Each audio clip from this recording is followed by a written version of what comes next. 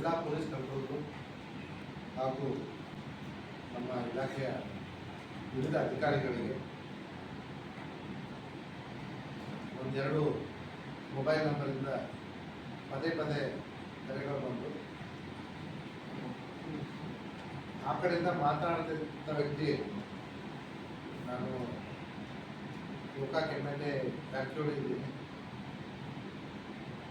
CM Siddaramaiah ಕೂಡ ನಾನು ಹೇಳೋದನ್ನು ಕೇಳ್ತಾರೆ, ನೀವು ನನ್ನ ಮಾತು ಕೇಳಿಲ್ಲ ಅಂದರೆ ನಿಮ್ಮ transfer, SP transfer, IG transfer ಎಲ್ಲರನ್ನೂ ಮಾಡಿಸ್ತೀನಿ, ನನ್ನನ್ನು ಏನು ಅಂತ ತಿಳ್ಕೊಂಡಿದ್ದೀರಿ.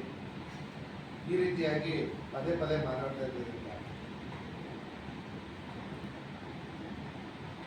ಇದರ ಹಿನ್ನೆಲೆಯನ್ನು ವಿಚಾರ ಮಾಡಲಿಕ್ಕೆ ನಮ್ಮ ಗೋಕಾಕ್ ಪೊಲೀಸರಿಗೆ ಹೇಳಿದಾಗ ಈಗಾಗಲೇ ಈ ವ್ಯಕ್ತಿಯ ತಾಯಿಯ ಮೇಲೆ ಅವರ ಸಂಬಂಧಿಕರು ಒಂದು ದೂರನ್ನ ಕೊಟ್ಟಿದ್ದು ಹಿಂದಿನ ದಿನ.